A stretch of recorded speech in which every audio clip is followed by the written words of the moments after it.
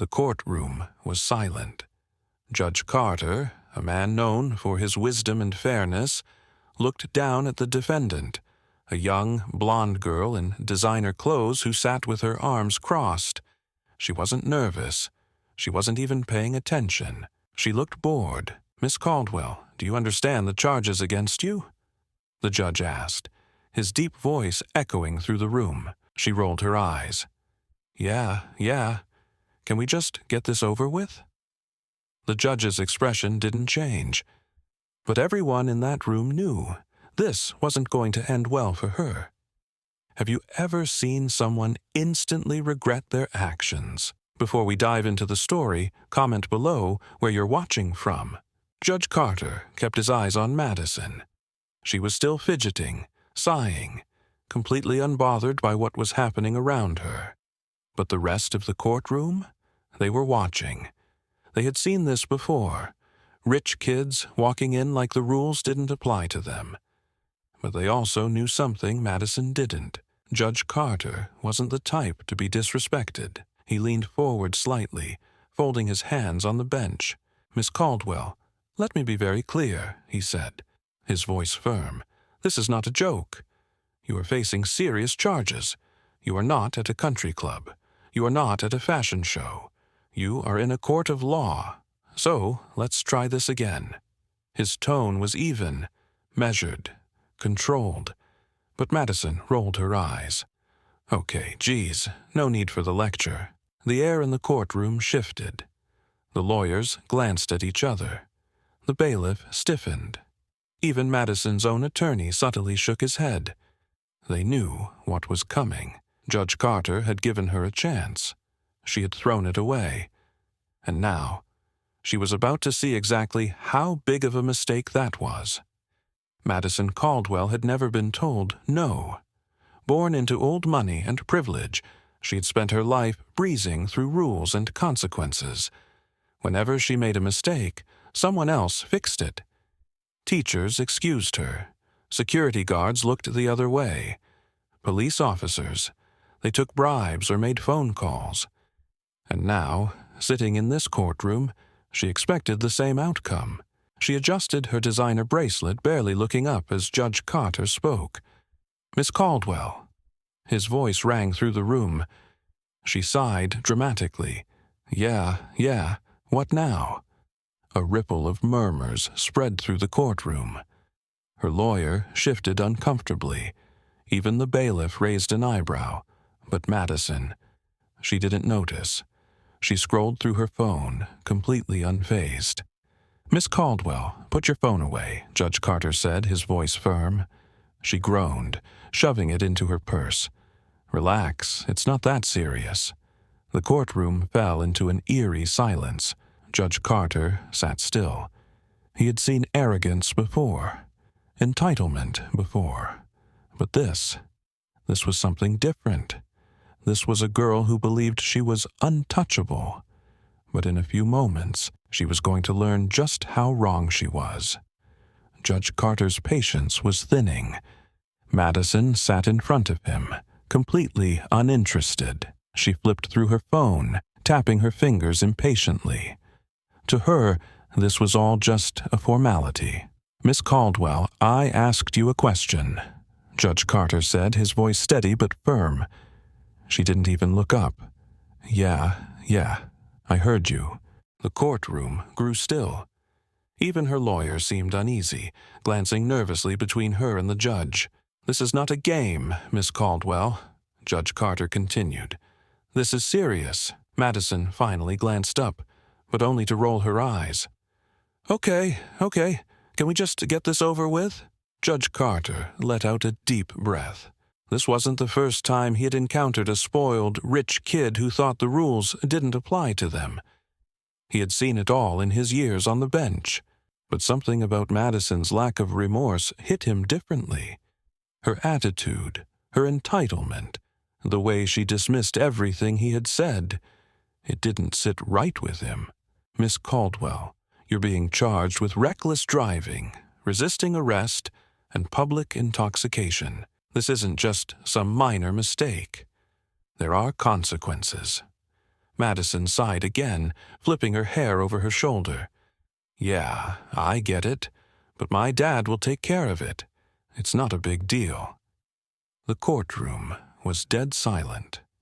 Her lawyer shifted uncomfortably in his seat, wishing she would just be quiet. He had tried to explain the seriousness of the charges to her, but it was like she just didn't care. Judge Carter's eyes narrowed. He had dealt with plenty of entitled people before, but Madison's complete lack of awareness was something else. "You think your father can get you out of everything, don't you?" Judge Carter asked, his voice steady. Madison barely glanced up. "Well, yeah, he always does." Judge Carter didn't react right away. He simply watched her. There was something about her that made him more determined than ever to make this a teaching moment. "Well, Miss Caldwell, let me tell you something you might not be aware of." His voice was quieter now, but there was steel in it.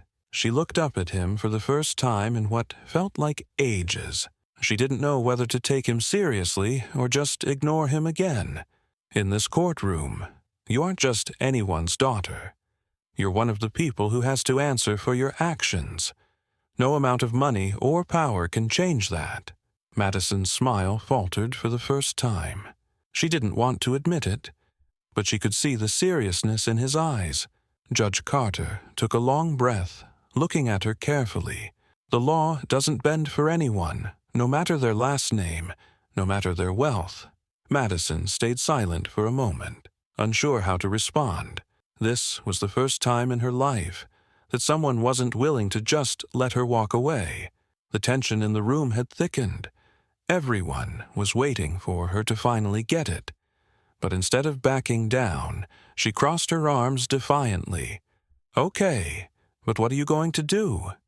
You can't possibly make me work for my punishment." "I don't need that."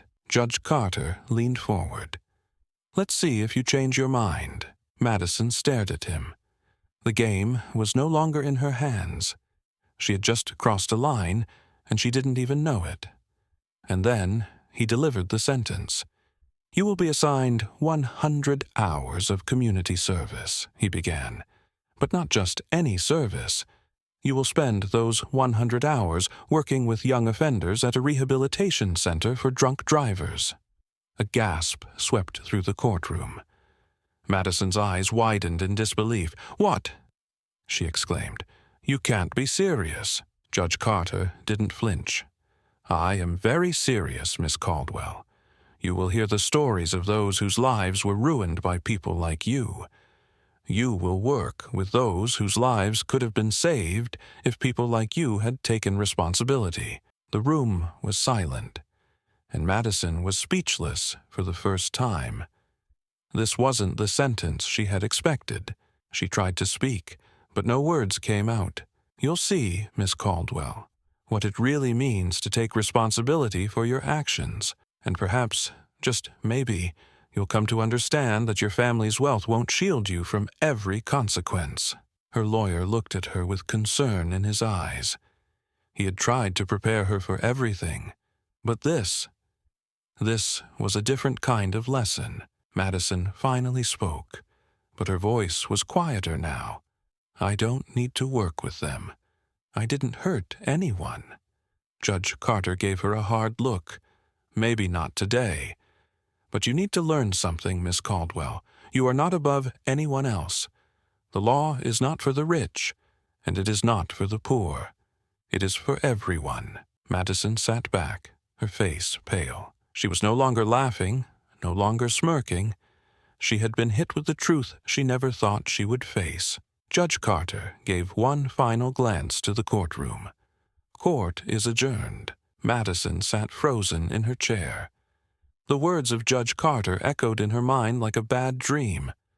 100 hours of community service at a rehabilitation center for drunk drivers. This couldn't be happening.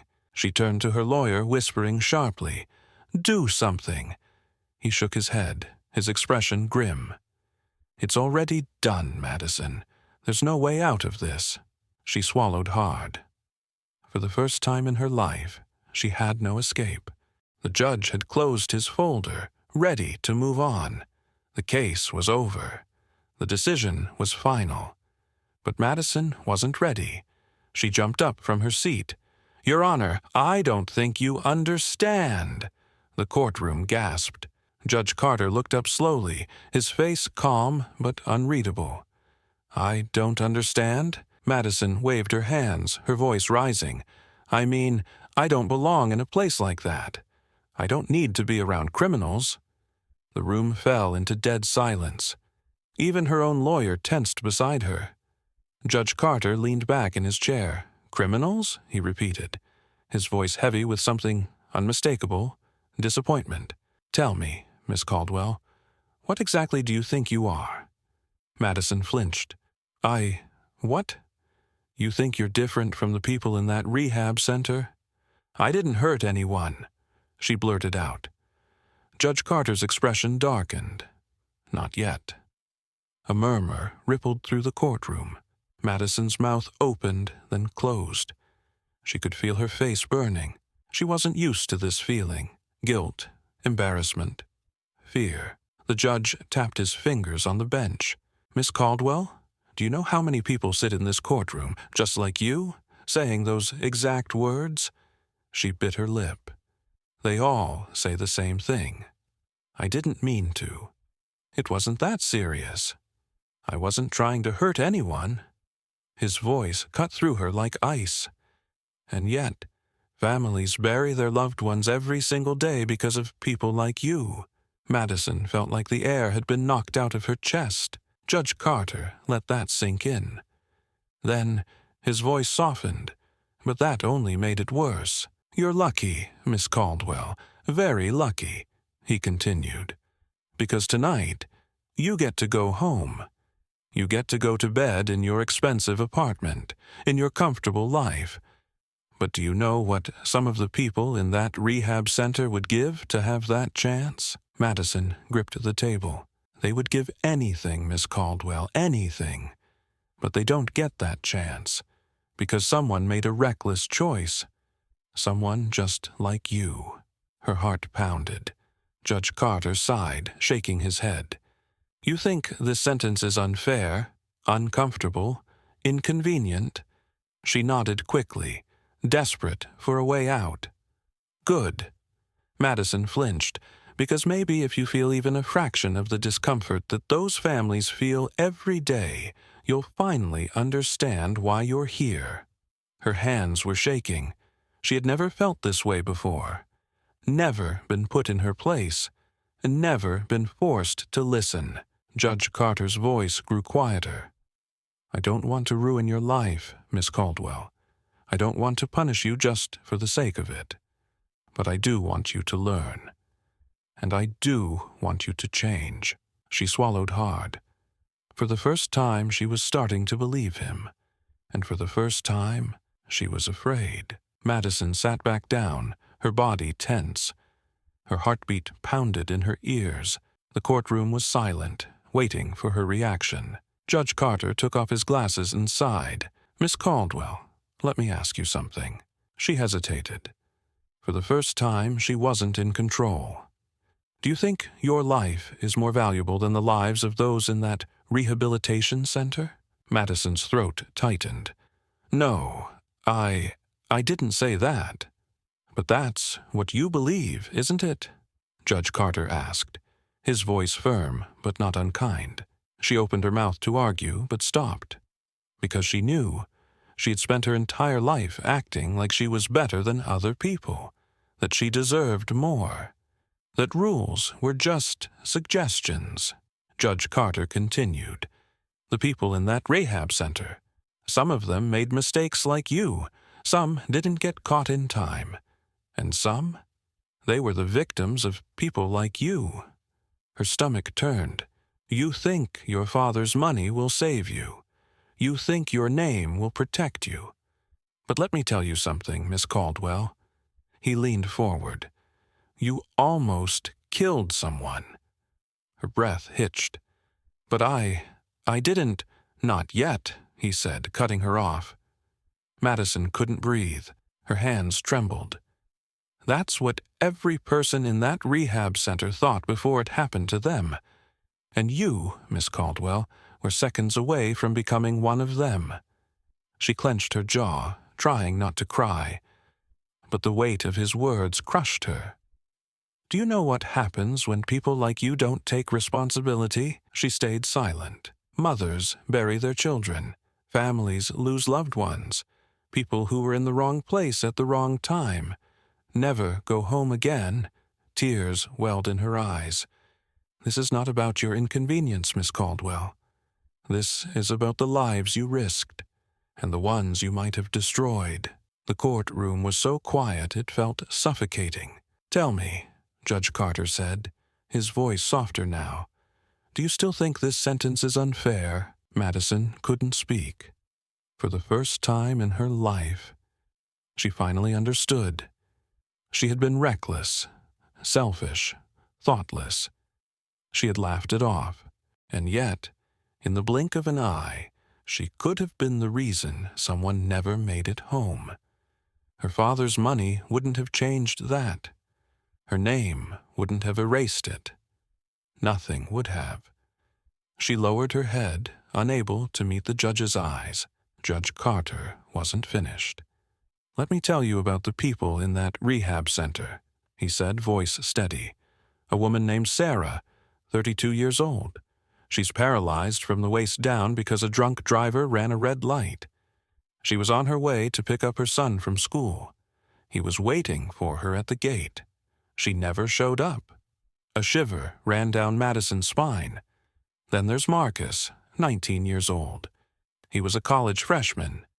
His best friend decided to drive home after a few drinks at a party. Marcus never made it to his dorm. He made it to a hospital instead. 2 weeks later, his mother buried him. Madison's lip trembled. Judge Carter kept going. And then there's Olivia. She's been in that rehab center for 5 months. She's 18, a first-time offender, just like you. Madison swallowed hard. She was driving back from a party, just like you. She had been drinking, just like you. Except her story didn't end with a judge giving her a second chance. Her story ended with 2 families grieving. One for the victim, one for her. Madison's head felt light. Her legs felt weak. You think you're different, Miss Caldwell? You're not, Judge Carter said. The only difference between you and Olivia is that Olivia had to see her family in an orange jumpsuit, and you're standing here in designer clothes, still expecting to be let off easy. A single tear slipped down Madison's cheek. Judge Carter's eyes didn't waver. I'm not sending you to prison, Miss Caldwell. I'm not taking away your freedom. But I am giving you something more valuable than any amount of money can buy. She blinked, looking up through blurry eyes. I'm giving you a chance to understand, he said. Her breath hitched. Because if you don't change now, you won't get another chance. Madison covered her face with her hands. The weight of everything came crashing down at once. She thought she was above it all. But in reality, she was a second away from losing everything, and for the first time in her life, she truly understood what that meant. Madison wiped her tears, but they kept falling. The weight of her actions finally sank in. For the first time, she wasn't thinking about her reputation, or her father's money, or how unfair this all felt. She was thinking about Marcus, Olivia, Sarah, and the families who never got to hear their loved ones say, I made it home. She thought about the nights she had laughed at the idea of consequences, the times she and her friends had sped through red lights, never worrying about what could happen, the way she had rolled her eyes at people who told her to be careful. She had thought it was just fun. But now she saw the truth. She took a shaky breath and whispered, I'm sorry. Judge Carter studied her for a long moment. Miss Caldwell, I hope you mean that. Because sorry doesn't bring people back. She nodded, too ashamed to speak. Judge Carter exhaled. You have a choice now. You can walk out of here angry, thinking this is a punishment. Or you can walk out of here understanding that this is your second chance. Madison swallowed hard. What will it be? He asked. Her lips trembled. I want to change. Judge Carter gave a small nod. Then don't waste this opportunity. Your time at that rehab center will teach you more than any fine or jail sentence ever could. Use it wisely. Madison didn't argue. She didn't roll her eyes. She didn't sigh in frustration. For the first time in her life, she listened. And as she walked out of the courtroom, she knew one thing for sure. She would never be the same again. And just like that, her life changed forever. Madison Caldwell walked into that courtroom thinking she was above the law. She walked out realizing she had been given a second chance. But the question is, did she truly learn? Or would she go back to her old ways once the punishment was over? What do you think? Do you believe one lesson can truly change a person? Have you ever seen someone instantly regret their actions? Let us know in the comments. We read every single one. If you believe that justice should be fair for everyone, rich or poor, hit that like button. And if you love stories that make you think, that challenge perspectives, and that show the power of real-life lessons, subscribe for more. Turn on notifications so you never miss an upload, because sometimes life teaches the hardest lessons in the most unexpected ways. And in the end, it's up to us to learn from them.